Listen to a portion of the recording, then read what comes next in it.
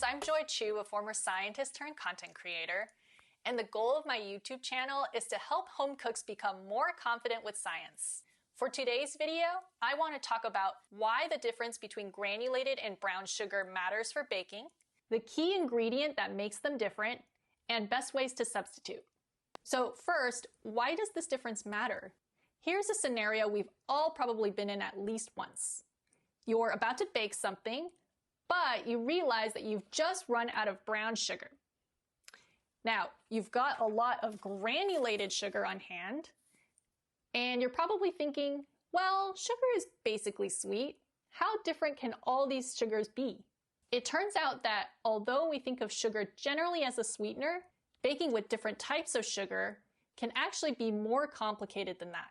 To give you a visual, here's what happens when I bake plain sugar cookies with either 100% granulated sugar or light brown sugar. If we look at the cookies in more detail, the granulated sugar cookie is lighter in color. It has a little resistance when I break it open, and it looks quite dry on the inside. When I press it, it feels hard and dense. On the other hand, the brown sugar cookie is darker in color. It's very soft when I break it open, and it's moist on the inside. When I press it, it's very tender and chewy. Even at first glance, it's pretty clear that the two sugars have different effects. But what causes that difference? It's time to talk about a key ingredient called molasses.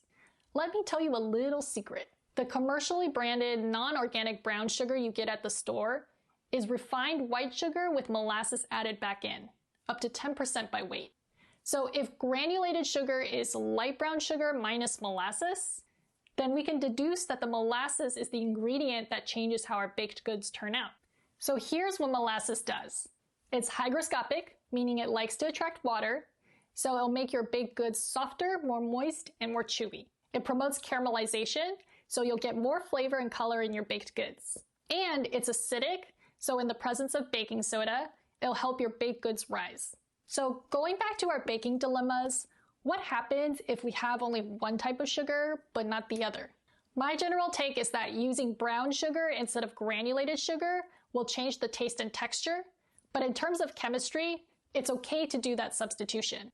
Using granulated sugar instead of brown sugar, on the other hand, is a bit more tricky, so I would qualify that as a last resort kind of substitution. That said, here are some specific guidelines for substituting brown sugar with granulated sugar. If you have molasses on hand, you can add some of that with your granulated sugar to make a brown sugar substitute. This is the best option. If your recipe involves baking soda, you'll need another acidic ingredient to help with leavening. Otherwise, your baked goods may not rise properly. If your recipe calls for more granulated sugar than brown sugar, plus baking powder, using all granulated sugar shouldn't affect the texture too much. And that's it!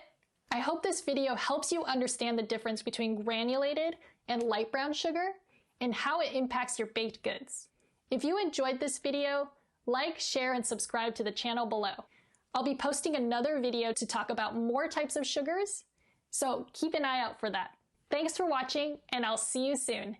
Bye bye.